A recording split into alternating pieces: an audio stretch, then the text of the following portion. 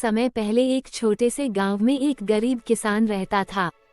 उसका नाम रामू था। रामू के पास जमीन बहुत कम थी और खेती करने के लिए केवल कुछ ही साधन थे, लेकिन वह मेहनती था और रोज अपने खेतों में काम करता था। हर दिन सुबह सुबह उठकर वह अपनी गाय बकरियां चराने जाता, फिर खेतों में काम करता और कभी थकने का नाम नहीं लेता।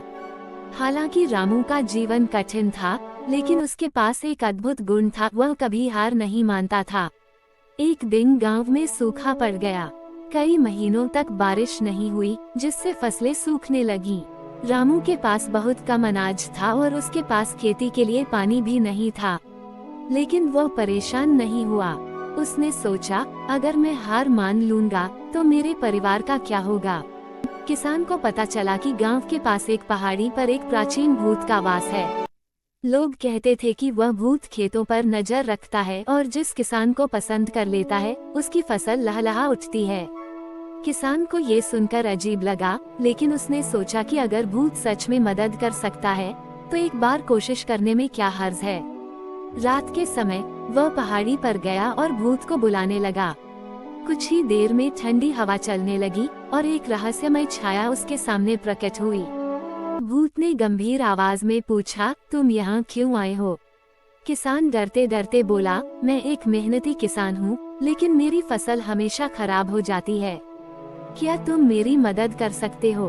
भूत मुस्कुराया और बोला, मैं तुम्हारी मदद कर सकता हूँ, लेकिन तुम्हें मेरी एक शर्त माननी होगी। क्या शर्त है? किसान ने हिम्मत जुटाकर पूछा।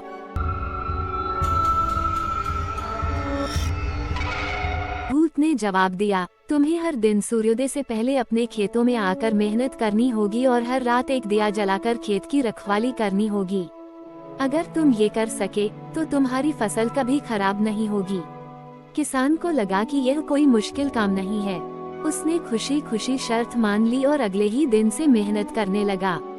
धीरे धीरे उसकी फसल पहले से कहीं ज्यादा हरी भरी होने लगी। लोग हैरान थे कि उसकी जमीन कैसे इतनी उपजाऊ हो गई। कुछ महीनों बाद किसान फिर से पहाड़ी पर गया और भूत को धन्यवाद दिया। इस बार भूत ने हंसते हुए कहा, मैंने तुम्हारी कोई मदद नहीं की, असली जादू तुम्हारी मेहनत और लगन थी। किसान को एहसास हुआ कि भूत ने उसे सिर्फ मेहनत करने की प्रेरणा दी थी। वो खुशी खुशी अपने गांव लौट आया और आगे भी मेहनत करता रहा। उसकी फसल हमेशा लहलहाती रही और उसने गांव में बाकी किसानों को भी यही सिखाया कि असली जादू मेहनत और ईमानदारी में ही होता है। शिक्षा, मेहनत और असली चमत्कार हमारी खुद की कोशिशों में छिपा होता है।